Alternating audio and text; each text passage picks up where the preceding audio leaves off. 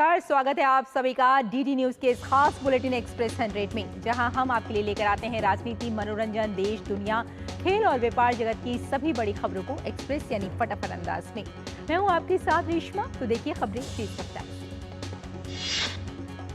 देश में लोकसभा चुनाव प्रचार चरम पर है। मतदाताओं को लुभाने के लिए सभी राजनीतिक दलों ने एड़ी चोटी का जोर लगा दिया है। भाजपा के स्टार प्रचारक और प्रधानमंत्री नरेंद्र मोदी आज 3 राज्यों के चुनावी दौरे पर हैं। प्रधानमंत्री मोदी सबसे पहले झारखंड के पलामू पहुंचे और जनसभा को संबोधित किया। प्रधानमंत्री ने कहा कि 2014 में आपको एक वोट ने ऐसा काम किया कि आज भारत का पूरी दुनिया में डंका बज रहा है। प्रधानमंत्री ने कहा कि 500 साल तक अनेक पीढ़ियां बीत गईं, लेकिन जो काम नहीं हुआ वो आपके एक वोट से मुमकिन हो पाया।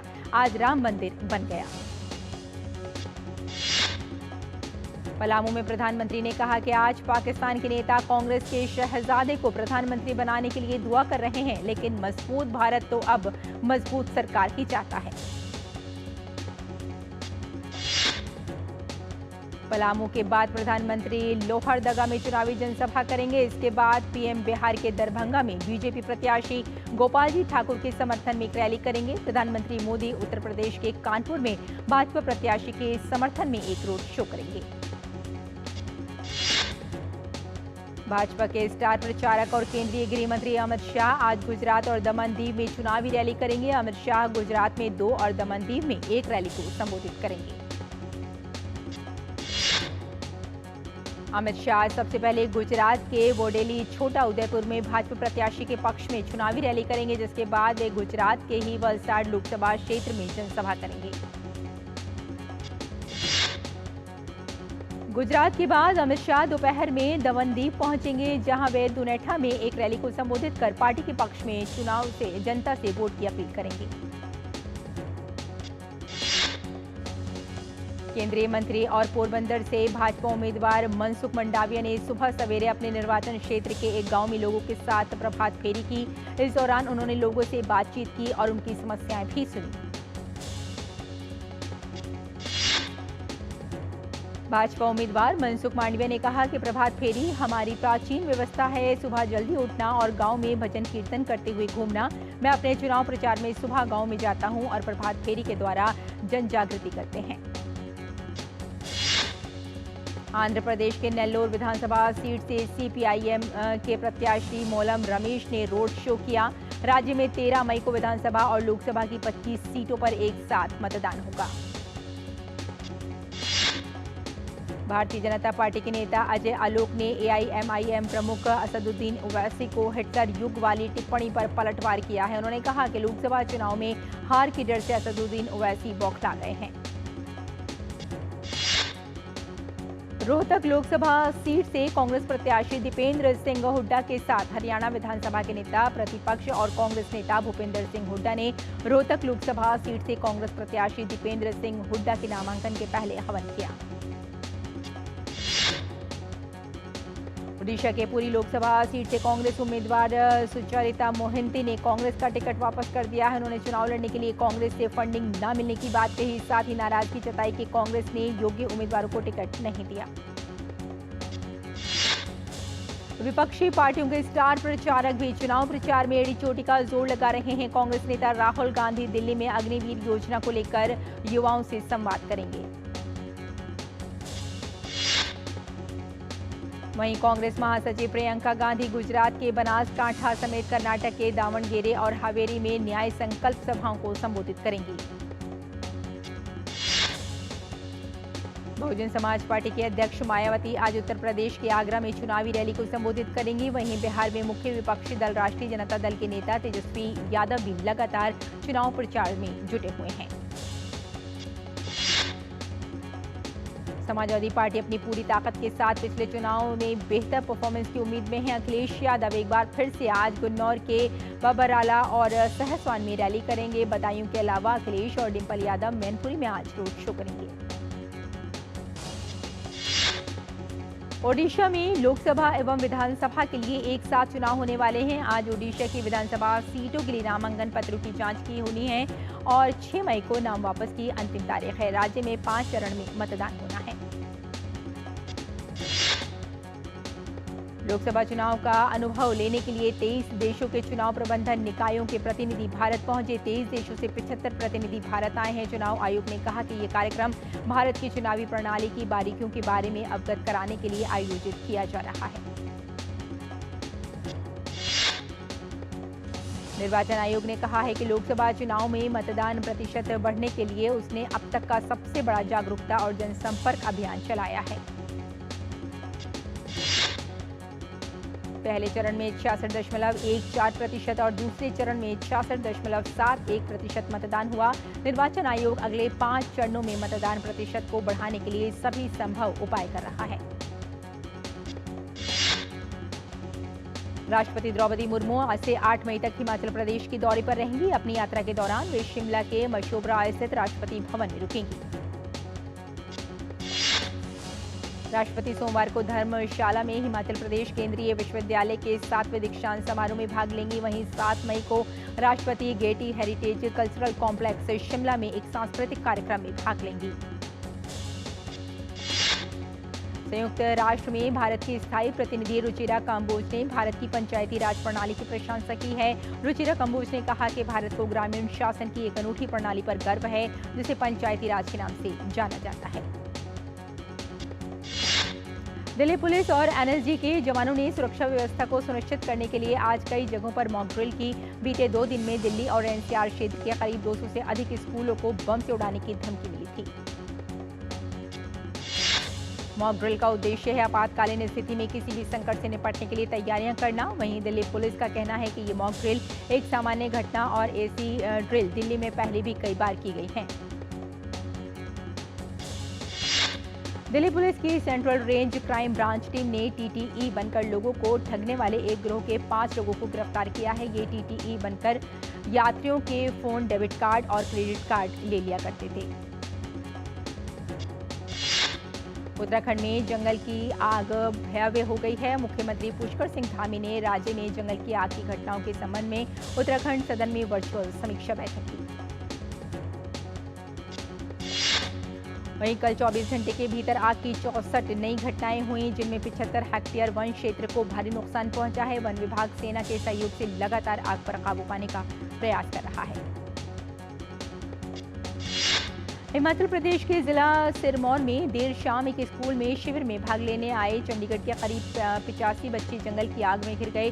सूचना मिलने पर अग्निशमन विभाग की टीम मौके पर पहुंची और आग पर काबू पाया। सभी बच्चे सुरक्षित हैं। कोलकाता में विधान नगर के चिनार पार्क में स्थित एक गारमेंट्स फैक्ट्री में आग लग गई। दमकल की गाड़ियां मौके पर पहुंचकर आग को बुझाने की कोशिश कर रही हैं। विधान नगर ईस्ट कोलकाता में नॉर्थ 24 परगना जिले में है। छत्रपति शिवाजी महाराज अंतर्राष्ट्रीय एयरपोर्ट पर मुंबई सीमा शुल्क के अधिकारियों ने 20 मामलों में 12.74 किलोग्राम सोने सहित कुल 8.37 करोड़ रुपए का सामान जब्त किया है। मामले में 5 लोगों को गिरफ्तार किया गया है। छत्तीसगढ़ के रायगढ़ जिले में चुनाव ड्यूटी पर तैनात सीमा सुरक्षा बल के जवानों की बस दुर्घटनाग्रस्त हो गई है। हादसे में 17 जवान घायल हो गए। सुरक्षा बलों ने उत्तरी कश्मीर के बांदीपुरा जिले में एक आतंकी ठिकाने का भंडाफोड़ कर दिया है और राइफल व गोला बारूद वहां से बरामद किया है। देश के अधिकांश भाग में गर्मी का प्रकोप चल रहा है। तेलंगाना के कई भाग भीषण गर्मी की चपेट में हैं। राज्य के पेड़ापल्ली, सूर्यापेट और जगतियाल और खम्मम जिलों में तापमान 40.0 पार कर गया है। मौसम विभाग ने उत्तर प्रदेश, दक्षिण राजस्थान, हरियाणा और दिल्ली में आज 30 से 40 किलोमीटर प्रति घंटे की रफ्तार से तेज हवाएं चलने की संभावना व्यक्त की है। ओडिशा और पश्चिम बंगाल के गांगेय क्षेत्र में अगले 3 दिन में हल्की वर्षा हो सकती है। आंध्र प्रदेश के लिए रेड अलर्ट और पश्चिम बंगाल के गांगेय क्षेत्र के लिए येलो अलर्ट जारी किया गया है। उत्तरी तमिलनाडु में अगले 3 दिनों तक भीषण गर्मी पड़ेगी। राजस्थान में हीट वेव पर जयपुर मौसम विज्ञान केंद्र के मुताबिक राजस्थान में 7 से 10 मई तक लू चलने की संभावना है।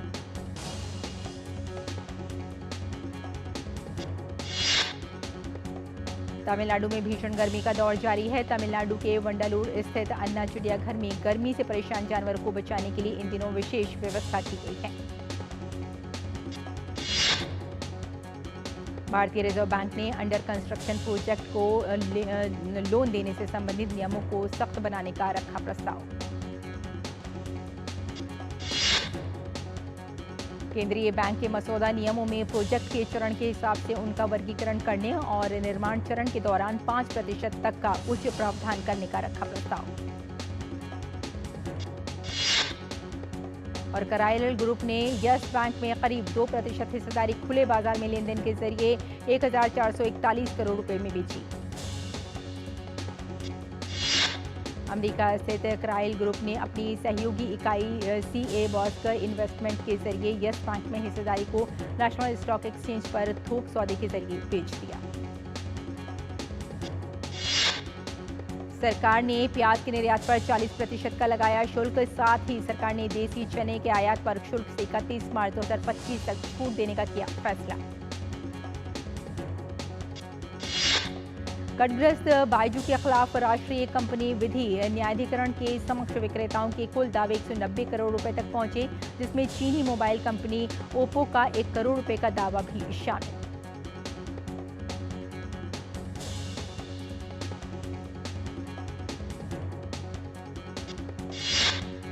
आरपी संजीव गोयनका समूह की business process management services company first source solutions limited का शुद्ध लाभ बीते वित्त वर्ष 2023-24 की जनवरी-मार्च तिमाही में 5.6% घटकर 133.5 करोड़ रुपए रहा।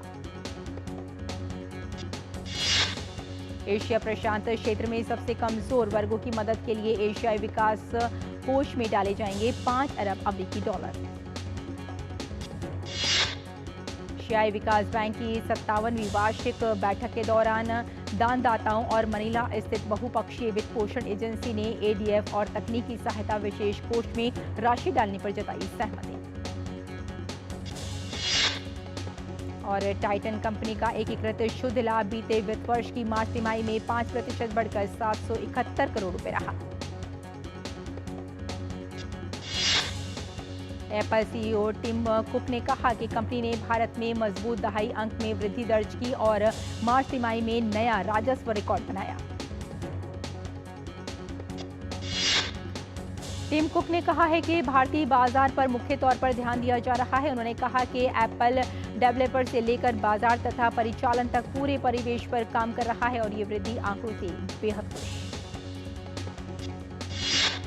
अडानी समूह की 6 कंपनियों को संबंधित पक्ष लेन देन के कथित उल्लंघन और सूचीबद्धता नियमों का अनुपालन नहीं करने के लिए कारण सेबी से मिला नोटिस। अडानी समूह ने सभी आरोपों और किसी भी गलत काम से किया इनकार। रिपोर्ट के कारण शेयर बाजार में उसकी कंपनियों के शेयर में आई भारी गिरावट। टाटा ग्रुप ने वित्त वर्ष 24 की मार्च तिमाही केयर और घड़ी और वेयरवेयर्स के बिजनेस में ग्रोथ की वजह से उसने 7.1% का स्टैंड लोन नेट मुनाफा दर्ज किया। भारतीय रिजर्व बैंक के बजाज फाइनेंस पर ई-कॉम पर इंस्टा EMI कार्ड के जरिए कर्ज की मंजूरी और वितरण पर लगी पाबंदी हटाने के बाद कंपनी के शेयरों में आई 7.50% से अधिक की तेजी। ढाका द्वारा संतरे पर आयात शुल्क वर्ष 2019 में 20 रुपये प्रति किलोग्राम से बढ़कर नवंबर 2023 में 88 रुपये प्रति किलोग्राम करने के बाद भारतीय किसानों को संतरे को पड़ोसी देश बांग्लादेश में भेजने में मुश्किलों का करना पड़ा सामना।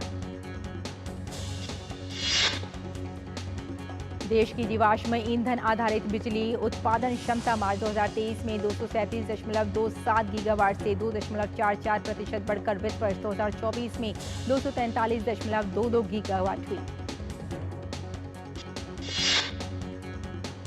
जीवाश्म ईंधन आधारित क्षमता में कोयला और साथ में लिग्नाइट गैस और डीजल स्रोतों के माध्यम से बिजली उत्पादन शामिल, साथ ही गैर जीवाश्म ईंधन में सौर, पवन और जल विद्युत से उत्पन्न बिजली शामिल। भारत और नाइजीरिया ने आर्थिक संबंधों को मजबूत करने के लिए स्थानीय मुद्रा में व्यापार पर जल्द करेंगे एक समझौता। साथ ही नाइजीरिया डिजिटल भुगतान के लिए भारत के UPI का करेगा इस्तेमाल। और आइए इस वक्त आपको सीधे लिए चलते हैं झारखंड के लोहरदगा, जहां प्रधानमंत्री चुनावी रैली को संबोधित कर रहे हैं। साथियों, आज देश में गरीब की चिंता आपका एक गरीब का बेटा मोदी वही कर रहा है। कांग्रेस के राज में राशन सड़ता रहता था,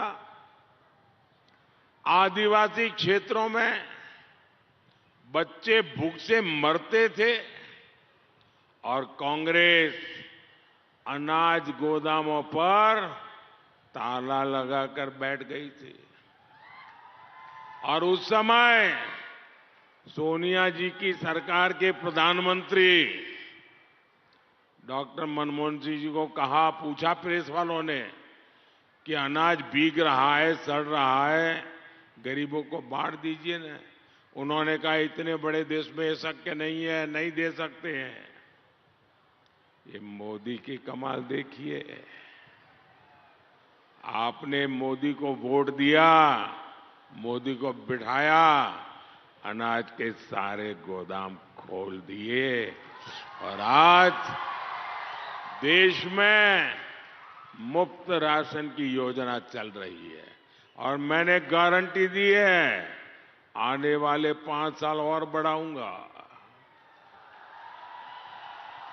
और हैरानी देखिए, ये कांग्रेस के शाही परिवार को ये जो मैं गरीब का चूल्हा जलता रहे, गरीब का बच्चा भूखा ना रहे, इसलिए मुफ्त में अनाज दे रहा हूं, तो उनको तकलीफ हो रही है, चिल्ला रहे हैं और मुझे पूछ रहे हैं ये मोदी अपने आप को समझता क्या है? ये आदिवासियों को, गरीबों को मुफ्त में अनाज देता क्यों है? अरे तुम कौन होते हो भाई? इस देश के मालिक यही है। इस देश का खजाना इन्हीं लोगों के लिए है। ये नहीं खाएंगे तो कौन खाएगा? शाही परिवार कुछ भी कहे, लेकिन मोदी ने आपको मुफ्त राशन देने की गारंटी दे के रखी है। धरती इधर की उधर हो जाए, आपको मुफ्त राशन मिलने से कोई रोक नहीं सकता, क्योंकि ये मोदी की गारंटी है। साथियों, कांग्रेस के पाप की लिस्ट बनाएं तो कई दिन निकल जाएं। ये कांग्रेस ही है जिसने लोहरदगा, खूंटी, गुमला जैसे जिलों को पिछड़ा कहकर बदहाल छोड़ दिया था। ये ज्यादातर मेरे आदिवासी जिले हैं। यहां बिजली, पानी, सड़क, स्कूल, अस्पताल, ऐसा कोई भी काम ठीक से नहीं हुआ था।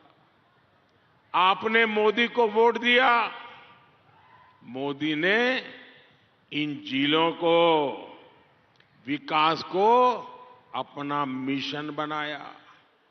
मैंने इनको पिछड़े नहीं, बैकवर्ड नहीं, आकांक्षी जिले घोषित किया।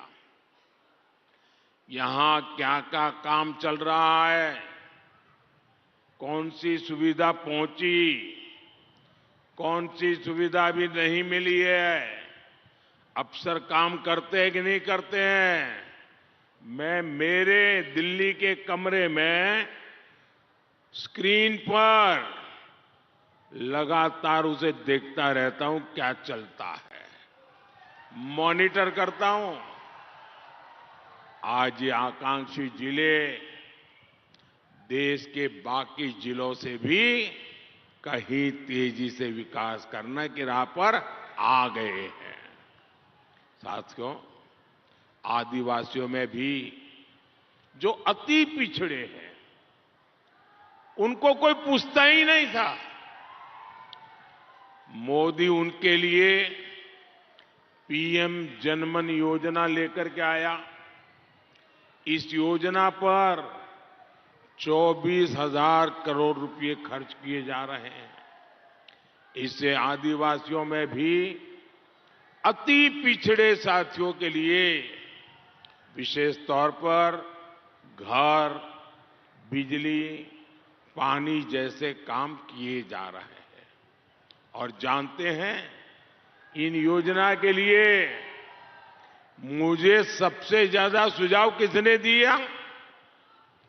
इस पूरे विषय को विस्तार से मेरे सामने किसने रखा? हमारी आदरणीय राष्ट्रपति द्रौपदी मुर्मू जी ने। ये योजना शुरू होने के पीछे राष्ट्रपति जी ने ओडिशा में, झारखंड में जो समय बिताया, उसकी बड़ी भूमिका रही है। लेकिन झारखंड के मेरे भाइयों और बहनों, आपको याद रखना है कि द्रौपदी मुर्मू जी को, एक आदिवासी बेटी को राष्ट्रपति बनाने का सबसे ज्यादा विरोध इंडी गठबंधन ने किया था। भाइयों और बहनों, मोदी को आपकी भावनाओं की कद्र है, आपकी जरूरतों की चिंता है। इसका एक उदाहरण डिस्ट्रिक्ट मिनरल फंड भी है। ये क्षेत्र तो बॉक्साइट का बहुत बड़ा उत्पादक है। पहले खनिज निकलता था और जहां से निकला उस क्षेत्र को कोई नहीं पूछता था। लोहरदगा में प्रधानमंत्री नरेंद्र मोदी जनसभा कर रहे थे। उन्होंने विपक्ष पर हमला बोला और कहा कि कांग्रेस ने कभी नहीं चाहा कि जो पिछड़े इलाके हैं उनका विकास किया जाए। और मोदी सरकार के लिए उन्होंने कहा कि हम राशन पानी मुफ्त हर घर में पहुंचा रहे हैं। और वहीं उन्होंने कांग्रेस के लिए कहा कि उसने हमेशा रोक लगाई है। आइए अब लौटते हैं एक्सप्रेस 100 की तरफ। वाणिज्य मंत्रालय ने कहा कि भारत के एक प्रतिनिधि मंडल ने हाल में ही नाइजीरिया की यात्रा की, जहां अबुजा में दोनों पक्षों ने कच्चे तेल, प्राकृतिक गैस, औषधि, बिजली उत्पादन सहित कई ऐसे क्षेत्रों की पहचान की जिनमें व्यापार व सहयोग बढ़ाया जा सकता है। मैक्सिकन अधिकारियों को बाजा कैलिफोर्निया में 3 शव मिले। कुछ दिन पहले एक अमरीकी और 2 ऑस्ट्रेलियाई पर्यटकों के लापता होने की सूचना मिली थी। ताइवान ने चीनी सैन्य विमानों और 5 नौसैनिक जहाजों को अपनी सीमा के आसपास देखकर लड़ाकू गश्ती विमान नौसैनिक जहाजों को तैनात किया। ईरान द्वारा बंधक बनाए गए सभी 16 भारतीयों को भी रिहा कर दिया गया। विदेश मंत्री जयशंकर ने ईरान के विदेश मंत्री से इस पर बात की थी। कनाडा में हुए सड़क दुर्घटना में घायल एक भारतीय दंपत्ति और उनके नवासे की हुई मौत। पिछले साल सिख अलगाववादी नेता हरदीप सिंह निज्जर की हत्या के आरोप में कनाडा पुलिस ने 3 भारतीय नागरिकों को गिरफ्तार करने का दावा किया। कनाडा के प्रधानमंत्री जस्टिन ट्रूडो ने इस हत्या में भारत के शामिल होने का लगाया था आरोप। हालांकि भारत ने इन आरोपों को किया था खंडन। ब्राजील के दक्षिणी राज्य रियो ग्रांडे डो मूल से तेज बारिश के कारण 39 लोगों की मौत हुई। तेज बारिश से कई कस्बों में सड़कें नदियों में हुई तब्दील और पुल भी हुए नष्ट। और साथ में बेंटो गोकाल्वेस शहर में एक दूसरे बांध के भी टूटने का खतरा। पूर्व राष्ट्रपति ट्रंप के पूर्व व्हाइट हाउस सहयोगी होप हिक्स ने न्यूयॉर्क का हश मनी ट्रायल में गवाही दी। होप ने कहा कि ट्रंप ने उन्हें स्टॉर्मी डैनियल के आरोपों से इनकार करने के लिए कहा था। हमास और यूएसए की सेंट्रल इंटेलिजेंस एजेंसी के निदेशक आज गाजा युद्ध विराम को लेकर काहिरा में बातचीत करेंगे। अमेरिकी राष्ट्रपति जो बाइडेन ने वॉशिंगटन के व्हाइट हाउस में 19 लोगों को मेडल ऑफ फ्रीडम से किया सम्मानित। इजरायली बमबारी में कई इलाके पूरी तरह से ध्वस्त हो गए हैं। यूएन एजेंसी के अनुसार मलबे में दबे शवों को बाहर निकालना एक बड़ी चुनौती है। इंडियन प्रीमियर लीग में आज रॉयल चैलेंजर्स बेंगलुरु का सामना गुजरात टाइटंस से होगा। आईपीएल में कल खेले गए मुकाबले में कोलकाता नाइट राइडर्स ने मुंबई इंडियंस को 24 रन से हरा दिया। मुकाबले में पहले बल्लेबाजी करते हुए कोलकाता की टीम ने मुंबई के सामने जीत के लिए 170 रन का लक्ष्य रखा था। कोलकाता के लिए वेंकटेश अय्यर ने 70 रन बनाए, जबकि मनीष पांडे 42 रन बनाकर आउट हुए। ऑस्ट्रेलिया ने भारत को पछाड़कर आईसीसी पुरुष टेस्ट टीम रैंकिंग में नंबर 1 स्थान हासिल किया। वेस्टइंडीज के क्रिकेटर डेवान थॉमस पर मैच फिक्सिंग के चलते 5 साल का प्रतिबंध लगा। दक्षिण अफ्रीका ने 2024-25 का घरेलू क्रिकेट कैलेंडर जारी किया। तो एक्सप्रेस न्यूज में फिलहाल इतना ही। यही अनुमति दें। नमस्कार।